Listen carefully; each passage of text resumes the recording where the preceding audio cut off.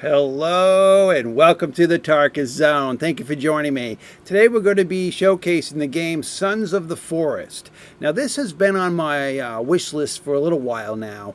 I don't know much about the game. Some games that I get interested in, I hit the wish list button and then I come back to them when they're closer to launching. And it looks like this game's going into early access. Well, geez, February 23rd, 2023, and today is the 14th, so very, very soon. Now, they're saying that the game is kind of, Valheim is its comparison, something that I've owned on in my game list. It's a single-player online co-op, so obviously no PvP. I believe it's a campaign kind of game where the campaign takes a long time to do it, so it requires you to build shelters and whatnot. I think there's a beginning and end point to the storyline. So I think there's a completion port of the game, if I understand correctly, from what I had remembered for this game. And I like sometimes to do videos like this. So this is like my first looks kind of video. I heard about the game, but I heard a little bit about the game, but I don't really know anything about the game. So here we are doing this video, and let's go. Set to find a missing billionaire on a remote island, you find yourself in a cannibal-infested hellscape. Craft, build, and struggle to survive. Alone with friends in a terrifying, alone or with friends in a terrifying new open-world survivor horror simulator. So, as you know, if you know about me, I used to build like horror worlds in VR Horizon, Meta Horizon. I used to do different horror worlds, and those kinds of games are up my alley, and I think that's why I wish list this. It's also got a survival component, and it's got a co-op component to it.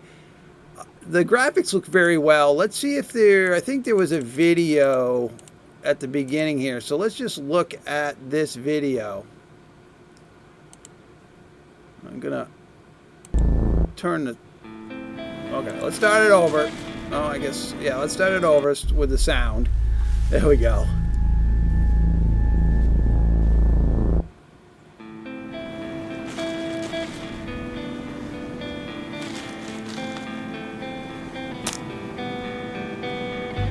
Typical survival game. Gotta make a fire. Oh, not the turtle! Yeah. Alright. That's kind of creepy.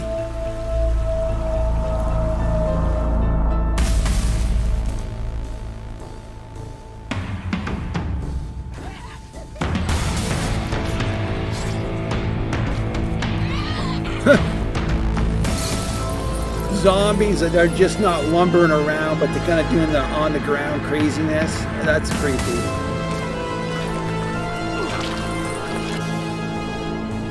Yeah, I like that. Zombies crawling on the walls.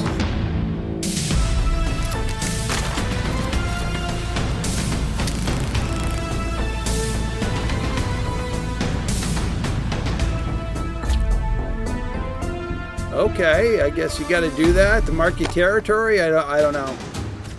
Oh, that's neat. Okay, this is kind of cool.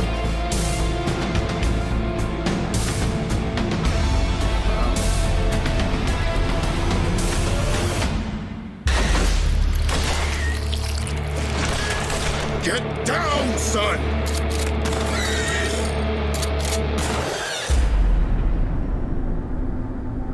Okay. Yeah, I mean, it looks like a horror survival game. it looks really good. Let's go to the community hub.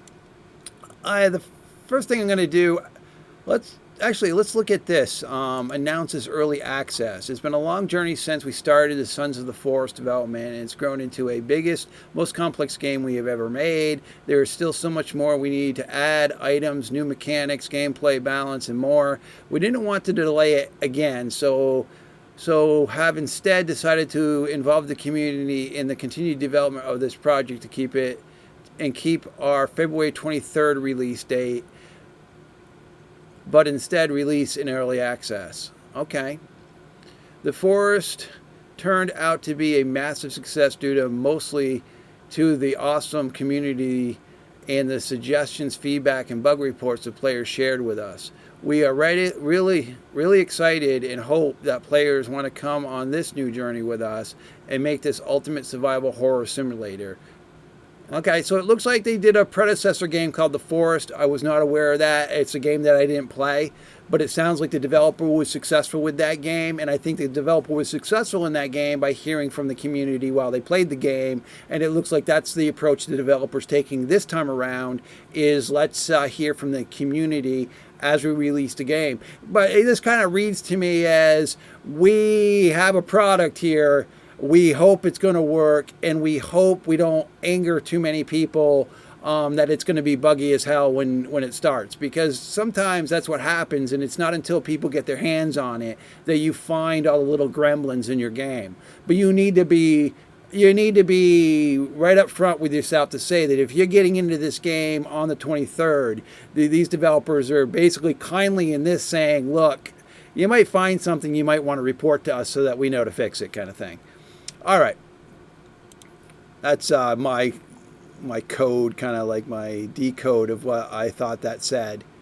All right, so let's go to the discussions, and here is where let's look at the price of the game. Here's where some people talk about topics, and let's see what it's going to be. It's going to be $30 United States currency. All right, I think $30 is very reasonable. The Forest was 20, and what came out compared to the Sons of the Forest seems like it's a big step up in many ways.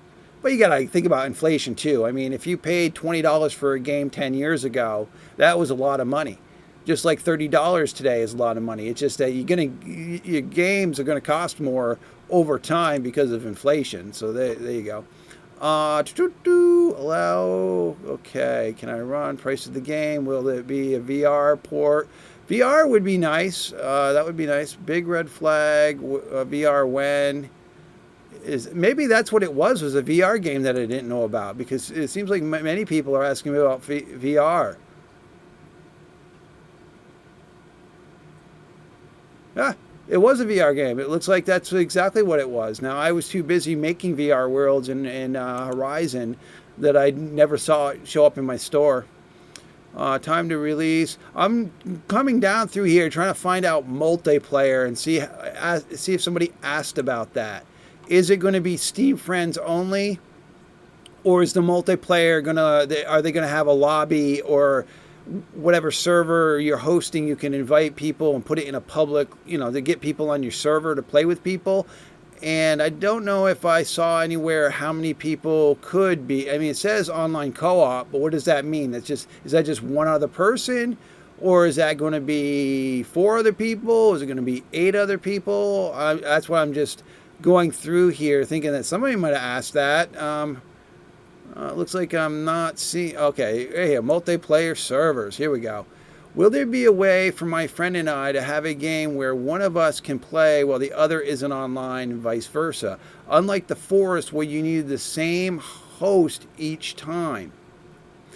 The Forest also, okay. The Forest also had dedicated server support.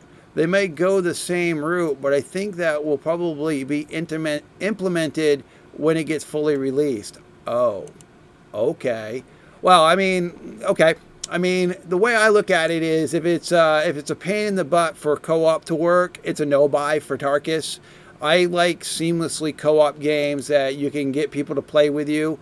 If they're saying that currently, or if their development is the only way you can play co-op is for me to run the game on my box and invite a Steam friend onto my box, and we only can play while my box is running, then that's a no-buy for me. That's just the way I am with certain games. I want to be able to have a persistent server running so that my friend can jump on and do base tweaks, or do some to just put around on the server. Well, my system might be offline or me being AFK. So dedicated servers is usually a must for me. Public servers would be even a better for me. Like I was saying, having a drop down screen where you can put your game in public and they're hosting it on their end, so that you just create a server. Or they create public servers that have a player limit. You know what I mean? I don't know. I do not like games where you need to invite somebody to your box to play the game.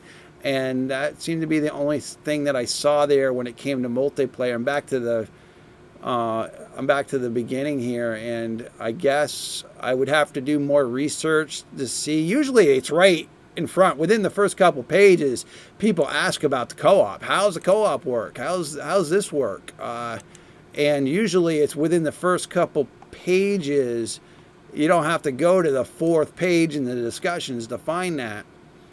Co-op in early access. Here we go. Co-op in yes, of course, it was in the forest. It's going to be here too. Yes, they confirm multiplayer. Oh, up to 8 players. Okay, this is cool. So it's up to 8 players, so it's just not a pair of players. I'm glad that we're looking at this deeper. So it's 8 players.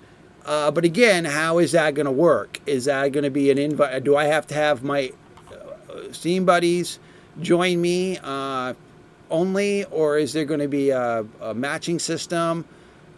Okay, number of players in one host server. How many can join one server? Can I make it at least 10? Max is 8 for normal peer-to-peer server. If they add dedicated servers, it might be higher. Okay, so it goes back to the peer-to-peer where I got to run it on my box and invite people, and everybody plays. If there's no problem. I could run a copy of the game on one of my dedicated computers and just run it over there, and then have a second account where I log into it from this computer, and then I invite my friends that look, you're going to get an invite from that box. Because I don't like games where you play on the same box as you're hosting. I just don't. Okay, we're just going to button this video up. It looks like a cool game. I'm going to do some more research on how the multiplayer works. I don't want to crap on the multiplayer here in this video if it works differently than I thought. I was just trying to find out, because that's my biggest question is, how does that work? Because I like playing with people. I like designing forts and bases, and I would enjoy the survival aspect of this game and the building aspects of this game, but it would be nice to have like a dedicated server that runs it, right? I mean, that would be nice. We're just going to button this video up by watching this video. So yeah, you're building a house, and if your buddy wants to be online and work on the shelter while you're at work, then you want to be able to do that. I know it's a story progression kind of game, so I imagine the key elements of the game, if the person's online and they're doing that part of the game, the other person's missing out, because I think if one character advances the campaign, I think it affects everyone else. Normally in these type of games it does. Or you end up in a different instance where you can't see the guy standing next to you because he completed a campaign portion that bumped him into the next storyline, and he's invisible to everybody else until they complete that portion of the game. It could go that way too. But in a lot of these horror games is, as long as a major achievement is done, it affects everybody on the server. That looks kind of cool. Yeah. Good times, it looks like. Good times to be had. Okay, again, this was first look, so don't destroy me too much in the comments below. I don't know a lot about this game, but what I like to do with the video games like this is come in with a fresh look, not being persuaded by other people's comments prior to coming here, and kind of judging the game for what I see in front of me as a layman, not knowing anything about the game. And over the next few days, obviously I'll learn some stuff, And if I learn enough about the multiplayer, and if that sounds like it's going to go smooth for me, then I'm definitely going to pick up a copy of this game. $30 is really a reasonable price to ask for games like this. Good graphics, looks like it's got a good concept. It looks like it's got enough material to keep you going. You know, it's not a 3-hour game and you're done. It looks like you're going to have to put some time into this game, and that's the beautiful thing about this game. And I'm kind of saddened that I mixed the VR, The Forest, when that came out. It must have come out about 6 months or 7 months ago.